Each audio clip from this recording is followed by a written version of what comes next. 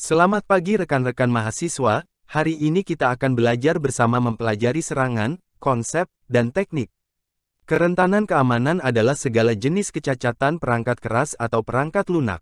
Setelah memperoleh informasi tentang kerentanan, pengguna berbahaya akan mencoba untuk mengeksploitasinya. Eksploitasi adalah istilah yang digunakan untuk menggambarkan program yang ditulis untuk memanfaatkan kerentanan yang diketahui. Tindakan penggunaan eksploitasi terhadap kerentanan disebut sebagai serangan. Tujuan serangan adalah untuk memperoleh akses ke sistem, data yang disimpan, atau ke sumber daya tertentu. Jenis-jenis kerentanan. 1. Kerentanan perangkat lunak. Kerentanan perangkat lunak biasanya ditimbulkan oleh kesalahan dalam sistem operasi atau kode aplikasi.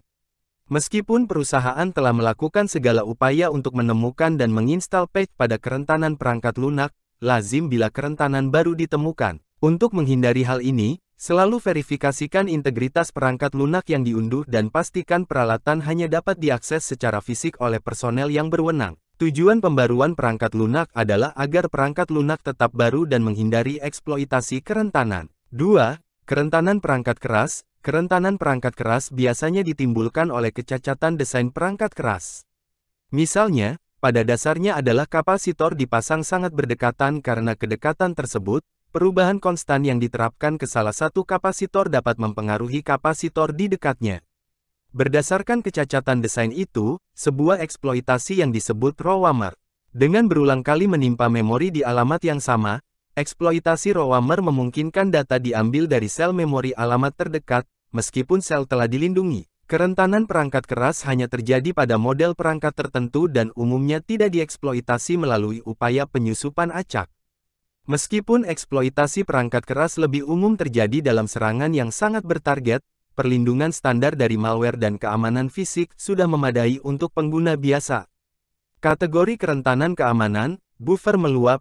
Kerentanan ini terjadi bila data ditulis melampaui batas buffer. Input tidak divalidasi.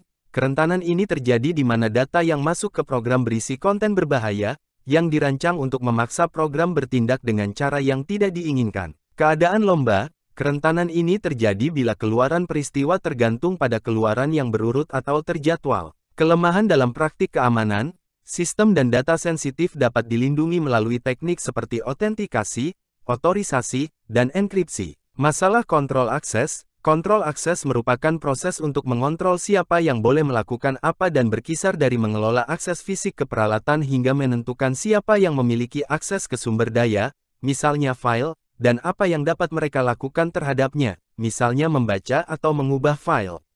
Malware adalah singkatan untuk malicious software atau perangkat lunak berbahaya. Malware adalah setiap kode komputer yang dapat digunakan untuk mencuri data, melewati kontrol akses, serta menimbulkan bahaya terhadap atau merusak sistem. Berikut jenis-jenis malware. Spyware adalah malware yang dirancang untuk melacak dan memata-matai pengguna. Spyware sering berisi pelacak aktivitas, pengumpul penekanan tombol, dan pengambilan data. Adware adalah malware yang dirancang untuk secara otomatis menampilkan iklan. Bot adalah malware yang dirancang untuk secara otomatis melakukan tindakan, biasanya secara online. Ransomware adalah malware yang dirancang untuk menahan sistem komputer atau data di dalamnya hingga tebusan dibayar. Scareware adalah jenis malware yang dirancang untuk memaksa pengguna melakukan tindakan tertentu karena takut. Scareware memalsukan jendela pop-up yang menyerupai jendela dialog sistem operasi. Rootkit adalah malware yang dirancang untuk mengubah sistem operasi untuk membuat backdoor. Virus adalah kode berbahaya yang dapat dijalankan yang terlampir pada file lain yang dapat dijalankan, seringkali merupakan program yang sah. Trojan Horse adalah malware yang menjalankan operasi berbahaya dengan menyamar sebagai operasi yang diinginkan. Worms adalah kode berbahaya yang menggandakan dirinya dengan secara mandiri mengeksploitasi kerentanan dalam jaringan. Gejala malware seperti, penggunaan CPU meningkat, kecepatan komputer menurun, komputer sering mengalami gangguan atau kerusakan, kecepatan penelusuran web menurun, terjadi masalah yang tidak dapat dijelaskan pada sambungan jaringan, file berubah, file terhapus, terdapat file, program, atau ikon desktop yang tidak diketahui, berjalannya proses yang tidak diketahui, program mati atau terkonfigurasi ulang sendiri, email dikirim tanpa diketahui atau persetujuan pengguna.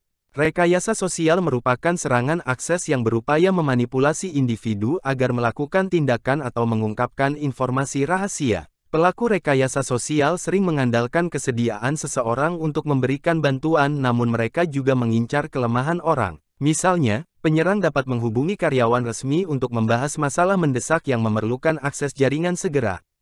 Penyerang dapat memanfaatkan si karyawan, meminta kewenangan menggunakan teknik penyebutan nama, atau memancing si karyawan.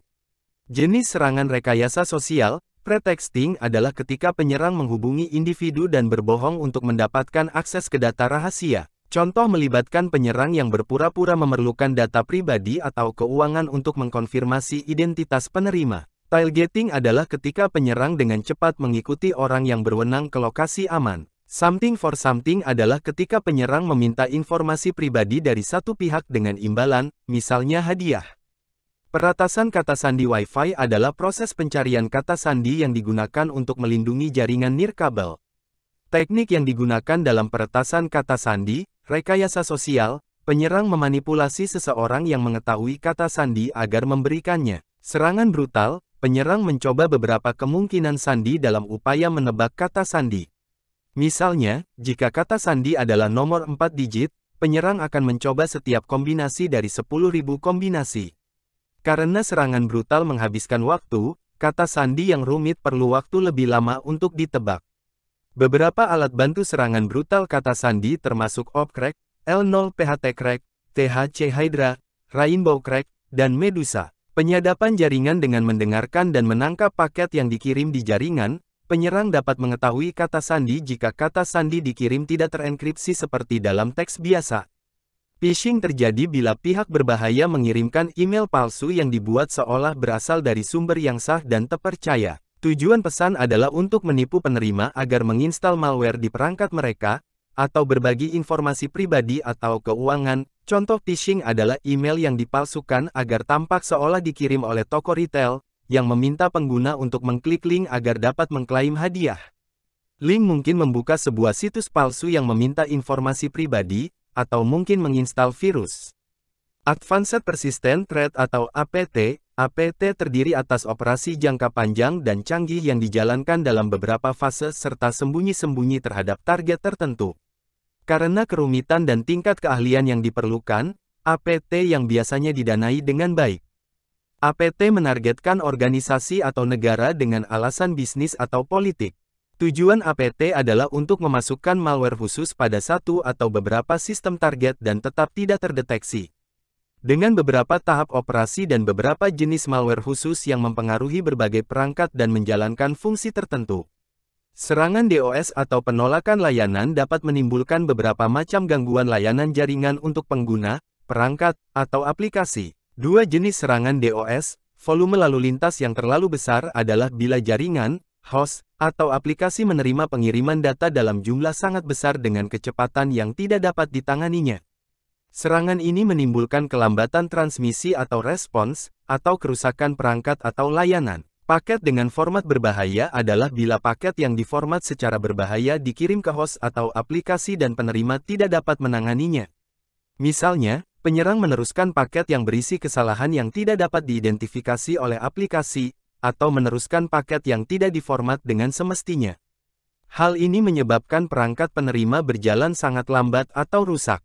Serangan DDoS atau penolakan layanan secara terdistribusi adalah penyerang membangun jaringan host terinfeksi, yang disebut botnet. Host yang terinfeksi disebut zombie. Zombie ini dikendalikan oleh sistem pengendali.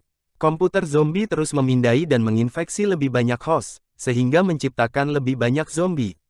Bila sudah siap, peretas akan menginstruksikan sistem pengendali untuk membuat botnet zombie melaksanakan serangan DDoS. SEO, singkatan dari Search Engine Optimization atau pengoptimalan mesin pencari, merupakan serangkaian teknik yang digunakan untuk menaikkan peringkat situs web oleh mesin pencari. Meskipun banyak perusahaan yang sah yang mengkhususkan diri dalam mengoptimalkan situs web agar berada di posisi lebih baik, pengguna berbahaya dapat menggunakan SEO untuk membuat situs web berbahaya ditampilkan di posisi lebih tinggi dalam hasil pencarian. Teknik ini disebut manipulasi SEO. Tujuan paling umum manipulasi SEO adalah untuk meningkatkan lalu lintas ke situs berbahaya yang mungkin menghost malware atau melakukan rekayasa sosial. Untuk memaksa situs berbahaya berperingkat lebih tinggi dalam hasil pencarian, Penyerang memanfaatkan istilah pencarian yang populer. Sekian penjelasan materi hari ini, terima kasih dan jangan lupa like, comment and subscribe untuk mendapatkan materi terbaru dari kami.